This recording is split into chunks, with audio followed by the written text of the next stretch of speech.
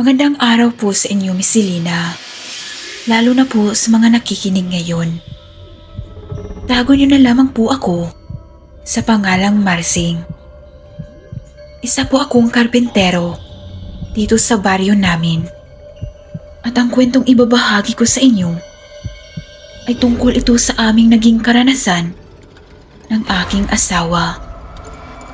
Taong 1986 ay buntis ang aking asawa ng mga panahong iyon. At wala itong makakasama sa bahay sa tuwing pumasok ako sa trabaho. Ngunit kahit ganun pa man, ay naging maayos naman ang lahat nung una. Hanggang isang araw, ay kinakailangan kong magpunta sa kabilang baryo para doon magtrabaho ng isang linggo. Mahal, sabi pala ng boss namin kanina, kailangan namin magpunta sa kabilang baryo dahil merong nagpapaayos ng bahay doon at malaki raw yung kikitain namin.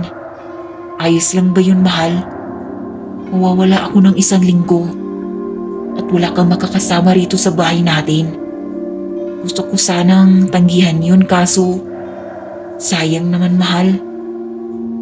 Wika pa nun ni Marsing sa kanyang asawa na si Lydia. Naku, mahal, huwag mong tanggihan yan. Ayos lang ako rito. Isang linggo lang naman yan. Kayang-kaya ko yung sarili ko. Huwag mo akong alalahanin. Pero mahal, natatakot ako para sa'yo. Buntis ka pa naman. Paano kung mapano ka? Sino ang tutulong sa'yo? Magiging maayos ako rito. At huwag kang mag-alala. Mag-iingat naman ako. Sagot pa nun sa asawa ni Marsing, Miss Selena. Kung kaya't walang ano-ano, ay tinanggap ni Marsing ang trabaho sa kabilang baryo. Hanggang dumating na ngayong araw na magtungo na ito sa nasabing lugar. Pagdating ni Marsing doon, ay bigla siyang kinabahan sa kanyang asawa. Kinabahan ako para sa aking asawa. Sana hindi na lang ako umalis. Paano kung may mangyaring masama sa kanya? At walang makakatulong nito. Ay, ano ba to? Wika pa nun ni Marsing sa kanyang sarili na hindi mapakali. Hanggang sa sumapit ang gabi, ay mas lalo itong kinabahan. At noong gabing iyon, habang si Lydia naman, ay maaga itong nagpapahinga. Sinigurado nito na nakalak ang mga pinto at ang kanilang mga bintana. At iyon na nga, Miss Selena, habang nagpapahinga ito, ay meron siyang naririnig na mahihinang huni ng tiktik. Kung kaya't agad naman itong natigilan at natatakot sa mga oras na yon. Noong una ay hinayaan na lang ito ni Lydia at napadasal na lang ito na sana walang mangyaring masama sa kanila. Ngunit habang tumatagal ay mas lalo itong kinabahan dahil palakas ng palakas ang huni ng tiktik. Kaya't dahil doon ay mas lalong nanindi ang balahibo ni Lydia at hindi niya alam kung ano ang kanyang gagawin. Maya-maya pa ay may narinig itong kalabog sa tapat ng kanilang pinto. Anong gagawin ko? Ngayon pa talaga nawala ang aking asawa. Paano na to? Wika pa nun ni Lydia sa kanyang sarili. Natakot na takot.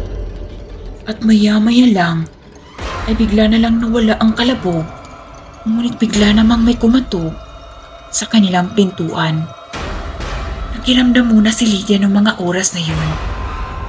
Ngunit nagpatuloy pa rin ito sa pagkatok. Hanggang sa may narinig itong boses sa labas ng bahay nila. Lydia, buksan mo tong pinto. Ako to, si Chang Rosa mo. Tinawagan nga pala ako ng asawa mo para meron ka namang makakasama rito sa bahay habang wala siya rito. Kaya buksan mo na tong pinto. Wika pa nun ng babae sa labas ng bahay. Ngunit napaisip si Lydia nun dahil sa pagkakaalam niya na hindi raw makampunta ang kanyang Chang Rosa dahil meron itong mahalagang inaasikaso at nasa Maynila ito noong mga panahong iyon. Kung kaya't nagtataka si Lydia na dumating ang kanyang tiyahin roon at sa 10 oras pa ng gabi. Kung kaya't walang ano-ano, malakas ang kutob ni Lydia na hindi iyon ang kanyang tiyahin, kundi aswang ang nasa labas ng bahay nito. Kung kaya't sa mga oras na yun, ay hinanda ni Lydia ang mga pawang at asing. At maya-maya lang, habang tumatagal, ay unti-unti nang nasisira ang kanilang pintuan. Halong kaba at takot ang nararamdaman ni Lydia nung gabing iyon. At maya-maya lang, ay bigla na lang naging tahimik ang paligid. Ngunit, makalipas lamang ang ilang segundo, ay nagulat ito nang may narinig na malakas na kalabog sa bubungan. Na tila ba may malaking bagay na nahuhulog roon. Hindi nagtagal. Dahil yari lamang sa nipa ang kanilang bubungan, ay mabilis itong napunit at doon nagulat si Lydia nang makita ang nilalang. Napahawak si Lydia sa kanyang tiyan nung mga oras na yun at pinilit niyang pakalmahin ang kanyang sarili at nagpa siyang labanan ang aswang kahit buntis ito. Ilang sandali pa ay nakita ni Lydia ang mga mapupulang mata nito at kitang-kita rin ni Lydia ang mahabang dila nito. Tila ba sabik na ito habang gumagalaw. Kung kaya't sinabuyan ito ni Lydia ng mga asin at bawang. Kung kaya't dahil doon ay mas naging mabalasik ang tingin ng aswang kay Lydia. Walang ano-ano ay mabilis itong tumalon patungo sa kinaroroonan ni Lydia. Kung kaya't dahil doon ay napasigaw ng malakas si Lydia.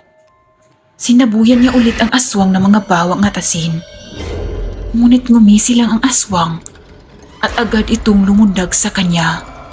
At dahil doon ay napadila ang aswang patungo sa tiyan ni Lydia. Sinubukan itong nagpumidlas, ngunit sobrang lakas ng aswang. At sa hindi inaasahang pangyayari, ay may narinig itong boses na parang pamilyar. "Bitawan mo ang asawa ko!" Sigaw pa nun ni Marsing patungo sa kanyang asawa. At kasunod nun ay mabilis niyang winasiwas ang kanyang itak sa nilalang na iyon. At binuhos si Marsing ang kanyang lakas para maihagis ang aswang. Sa kabutihang palad ay nagawa niya ito. Ngunit umaagil ang malakas ang aswang. Tila ba mas lalo itong nagkagalit. Mabilis itong lumundag ulit patungo sa kinaroroonan ng kanyang asawa. Ngunit sa pagkakataon na iyon, ay pursahan na itinarak ni Marsing ang kanyang itak sa likuran ng aswang. Kung kaya't dahil doon, ay napaungal ng malakas ang aswang at tuluyan na itong nadapa at hindi na makagalaw. Sa puntong iyon, ay nakahinga ng maluwag si Lydia at labis-labis ang kanyang pasasalamat sa kanyang asawa dahil bumalik ito agad para iligtas silang mag-ina laban sa aswang. Dahil kung natagalan pa ito, ay hindi na niya maaabutang buhay ang kanyang mag-ina. Simula noon, ay lumipat na ng tirahan sina Marsing malapit lang sa pamilya nito at marami ng mga kabahayan. Simula noon, ay naging maayos na ang lahat.